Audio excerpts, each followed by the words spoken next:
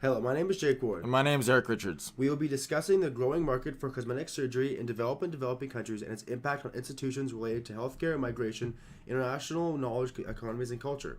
For this topic, we will be focusing on Brazil, India, Korea, and North America. Plenty of international actors and citizens practice cosmetic surgery domestically.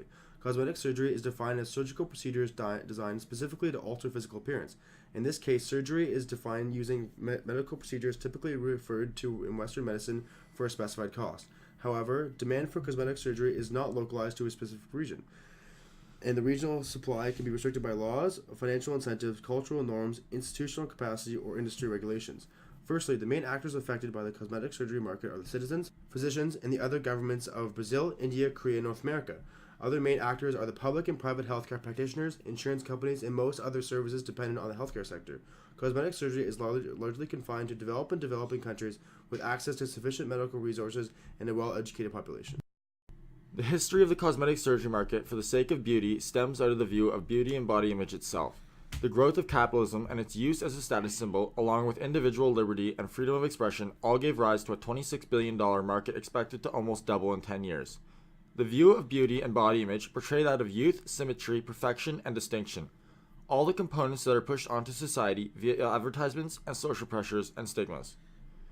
Capitalism and status play a large role in the cosmetic surgery, as the desire to appear wealthy for the distinction between themselves and the lower classes in society, and the perception of being admirable financially as well as physically. Individual liberty and freedom are one's right to their own body and what they perceive as beautiful, as well as the emerging contention over one's right to identify as the sex they see fit, which is often different from the one they are born with. This is an extremely important component of cosmetic surgery, as an individual's choice through such freedoms are one of the main reasons they could get these surgeries. The two sides of the debate are whether cosmetic surgery should be provided by the state or provided by the free market. Although standards must be met in order to properly regulate a market such as cosmetic surgery and make it provided by the state. Firstly, the country would need to be classified as developed or developing. This classification would describe the country's ability to afford and allocate medical resources to contested expenditure. A developed country could most likely provide proper infrastructure for state-run cosmetic surgeries, while on the other hand, developing countries would most likely not be able to allocate the required medical and administrative resources for state-run cosmetic surgery. This is due to the fact that developing nations would likely need to prioritize building a healthcare system that can treat acute illnesses and some chronic diseases before resources can be feasibly used. Looking at Brazil, it has been classified by the World Bank as a developing country in a socio-economic lens, yet by most metrics it outperforms other developing countries in comparison. Unique to Brazil is its socialization of medicine, including cosmetic surgery, supporting a universal perception of beauty recognized by the government and some people as the ideal physique. Many cosmetic surgery are subsidized by the government and viewed as a fundamental right by some and/or financial investment. Treating it as a financial investment has negative consequences for females in industries where commodification becomes dehumanizing. In Brazil, cosmetic surgery is done by so many because it is so heavily pushed on them by their cultural norms and their peers, costing on an average of $1,200 for a Brazilian butt lift. Those who don't have such cosmetic surgery face significant social challenge relative to their peers. These range from intimate and friendly relationships to entering and progressing in the workforce. In Korea, cosmetic surgery is a luxury good and used as a capitalistic means for showing your status and prosperity. The economic elite show their wealth and social status by getting cosmetic surgeries in an attempt to materialize their culture's beautiful traits. Therefore, in Korea it seems cosmetic surgery is spent after wealth is obtained, as opposed to cosmetic surgery as a means to acquiring wealth in Brazil.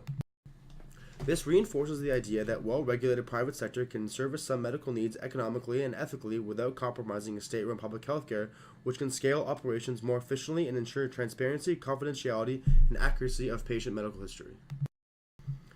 In North America, a large backing of cosmetic surgery stems out of the individual liberty and freedom argument. The freedom of choice reinforces one's right over their body and to what they perceive as beautiful. This can range from everything from breast augmentation to a sex change. In North America, cosmetic surgery can be seen as a necessity according to the patient, but most see it as a luxury service reserved for high-earning individuals attempting to preserve their beauty and body image. Those who are wealthy will get cosmetic surgery because they are able to afford their ideal perfection. Also, cosmetic surgery can be seen as a route to success in some job fields, as it has allowed some North Americans to prosper. Therefore, North America acts as a hybrid between Brazil and Korea. India has experienced massive growth in the healthcare sector, and a strong open market economy has led to rapid growth with major inequality. The private sector has been developing faster and focused on serving higher paying patients, including international cosmetic and top earning Indians. The massive population now makes infrastructure and operations for universal free healthcare very costly to implement from tax revenue, especially after competing with private hospitals for doctors. Despite having the fourth most cosmetic procedures per country, the World Health Organization ranks India's healthcare system at 135 overall. The surgeons who provide cosmetic surgery in the free market primarily do it because of the greater financial incentive. If these surgeons did not receive the increased financial benefit from cosmetic surgery, their valuable skills could be instead used to treat deadly illnesses or alleviate pain without sacrificing a high salary and reducing government expenditure on social programs.